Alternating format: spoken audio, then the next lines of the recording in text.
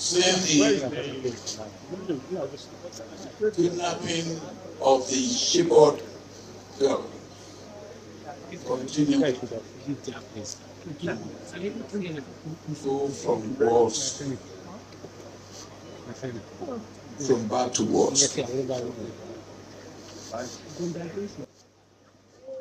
The first responsibility of any government is the protection and security of its citizens. And for anybody, at any time, anywhere, saying that when we are being killed as Nigerians, all you will say is that those that are being killed, another group also are being killed. Is that an explanation? I believe that is nonsensical. We are being killed.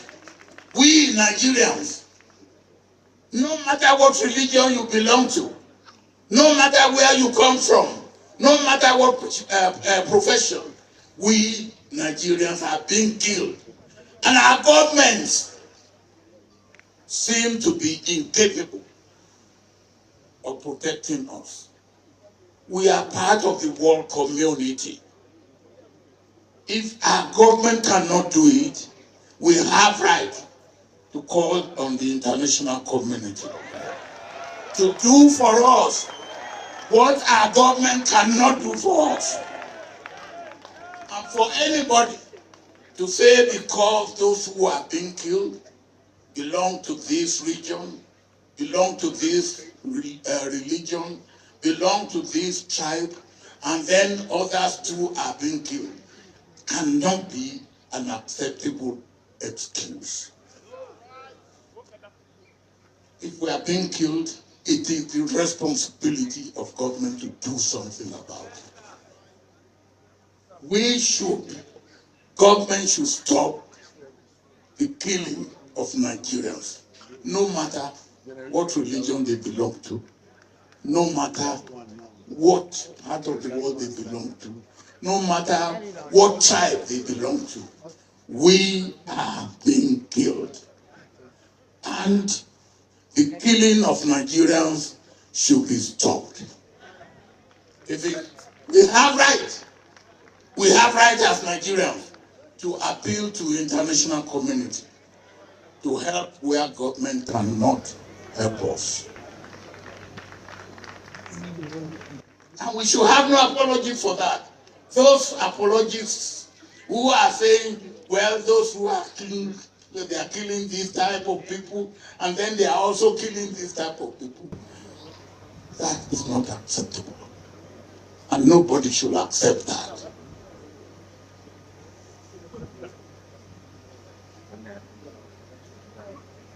We will pray, and we will continue to pray. But when we pray, we should also work. We should do what we have to do. We should ask government to do what it has to do at all levels.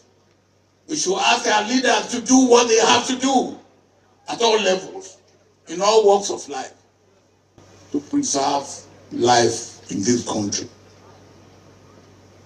And we should also, because we are part of the world community, we should also appeal to the international community to help us.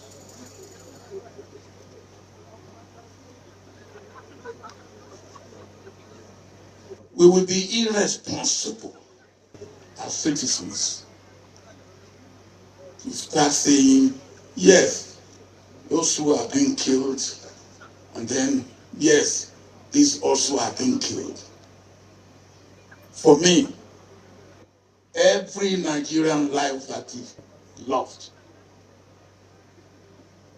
is a shame for Nigeria. Every Nigerian life that's lost by those criminals, no matter what reason they give for it. It's a shame for Nigeria. And we should make sure Nigeria gets out of that. And I believe that it's not a task that should be said, oh, only one group of people will do it. It's a task where we should have all hands on deck.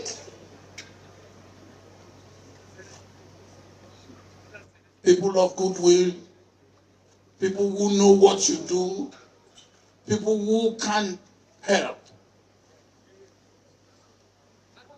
Locally and from outside Nigeria should be required to help. In these days of technology, there should be nobody to hide anywhere after he has committed a crime that cannot be seen. With the present day of satellite, before I left government, I know we had capacity to pick up anybody in Nigeria who commit crime anywhere.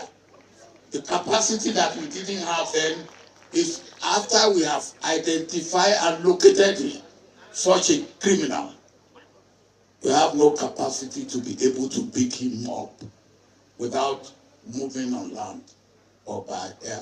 Now we have capacity. With drones, you can snip them off. You can take them out. Why are we not doing that? Why are we apologizing? Why are we negotiating?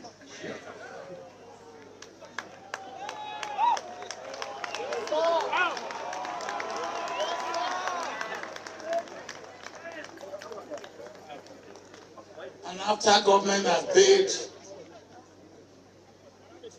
these criminals, government denies. And then it continues.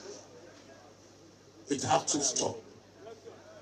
We should appeal to our government to do what needs to be done to stop Nigerians being killed. We are being killed. We are tired of being killed. And we want the killing of Nigerians. Whether they are Christians or Muslims or pagans, they are Nigerians. My name is Honorable Mohammed Bello Elrufai. I represent the excellent people of Kaduna North. I'm from Kaduna State. Mr. Speaker, I'll try and be as quick as possible. It was a long day and I came late because I was unwell. Let's do this quickly. Short term, the President has rolled out a clear plan that we commend. A lot of my colleagues have rightly spoken about this and I agree. But our problem is not announcing plans. It's executing them with clear timelines. This Parliament must insist upon those timelines based on the President's recommendations. One thing I would like to add, Mr. Speaker, in addition to the recruitment, is the need for us to increase immediately the basic salaries and the welfares of police officers and soldiers, and we must find the money to do that. At present, Nigeria, put it this way, one police officer manages 600 Nigerians. The UN recommends that ratio should be 1 to 400. We are understaffed. The President has tackled that. That's one point in terms of the short-term solution. And I think, sir, you leadership and committee chairman like Honorable Jimmy Benson should keep an eye on this execution. We can't just make announcements. Let's say by February, we're about to see X, Y, Z. That will help. In the medium term, sir,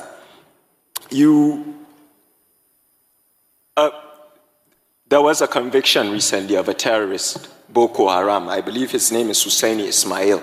He was convicted for 20 years by a high court.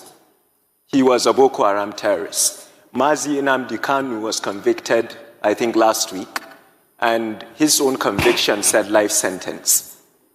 I don't understand why one terrorist is getting 20 years and the other is getting a life sentence if you're saying that. I think Pastor made a good point. There's this idea that justice is served differently, and it affects the problem. Mr. Speaker, I'll conclude by saying this. I've been an advocate of state police. I've sought the wisdom of more experienced members like Honorable Sada Soli, Honorable Adodogwa, even yourself and the Speaker. I think the definition of insanity is doing the same thing over and over and over again and expecting different results. Somebody said that earlier. We cannot be sitting in Abuja and expecting operations to be efficient in Benue. We have to go back to communal policing. You that are older than us always tell us there was a time when if it just comes to a community, everybody knows him. We have to get the traditional leaders involved and go back to state policing. This parliament, under your leadership, and I know the excellent work you're doing in the Constitutional Review Committee, is looking at that. Sir, no time for election talk now. We have to tell the public a timeline to roll this out. The fear that governors will abuse it always shocks me because they already have all that power. I'll finally end by putting myself in trouble as usual. The North has an issue. My honorable sister mentioned why we've become a breeding ground for such things. This is why. We are not sending our children to school. Of late, you have bandits on TikTok holding monies. The younger people, younger than myself, that have no employment and no skill because we've neglected them. It's a failure on all our parts over the years. Mr. Speaker, these young people go on TikTok and see a criminal holding minted cash. It's suddenly exciting. You want to emulate him.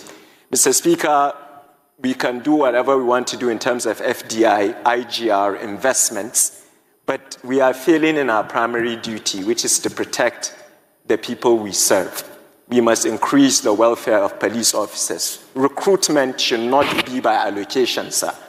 Each state should provide the exact amount of numbers. It should be digitized. We should look for young Nigerians that want to join the army to serve, not because it's a job that's seen as something else. I'm sorry if I spoke too friendly, Mr. Speaker. We are relying on you and the members of the Constitutional Review Committee to not only follow up with the President's excellent announcement, but to finally roll out state police in this country. I hope I made my point, and I really appreciate the session today. And once again, sorry I came late. Thank you so much. 30 seconds more. You still have another 30 seconds. Oh, I thought I didn't have time, Mr. Speaker. Fine, with the 30 seconds, let me... Sir? What? No, sir. I think the reason why I spoke like that, Mr. Speaker, is the passion is enough. You said something that I appreciated, and Honorable Benson said something earlier, and I was at fault. Chagai and I were joking about something, and then you said this is not a funny matter. It's not. I also would like to implore all of us here. This is not a time for weddings, for events, as you rightly said, for dinners or public. You know, we should show that. Time up, Honorable Elrufai. Thank you very much. Thank you, sir. It's a pleasure. Thank you. He finished making his speech. You gave him 10 minutes to redo his speech. All right. That brings us to the closing section of our 3 days engagement. And I want to thank the Parliament for showing dedication, patriotism, consistency. Some of you have sat here for 3 days. And Nigeria is watching. You did not come to the Parliament just to speak and go. You sat here to listen to every conversation, to note every opinion, so that when the resolution comes, you will not be surprised what you see on the resolution, because you were part of the debate. I want to thank you for being a true parliamentarian.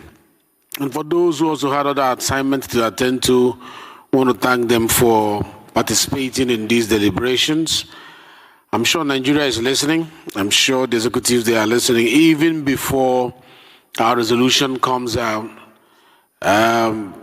we've noticed the body language of the executive. And today I started by reading the letter from Mr. President, which has answered most of our deliberations. And if there are more for him to look at, the executive, we are sure by the time the resolution is out, they will all be taken care of. Let me also announce, so that you can tell others, that there will be another level of this engagement at the villa with the First Lady tomorrow. We will continue this engagement, but at a different level, to deepen the conversation, to deep dive the more, It will be happening at the villa by 6 o'clock. We are advised to come by 5. Banquet hall tomorrow. So that as a parliamentarian that the First Lady is or was, we'll be able to also pick her brain, and she will pick all ours with regards to supporting the various policies that will help us achieve this national objective, which is paramount and on the front burner of our agenda as a parliament. Having said that, I want to ask that the leader move that we adjourn this sitting till next week, Tuesday. We are going to continue another set of debates next week, but this time it's going to be on the Constitution. We will confirm to you before that.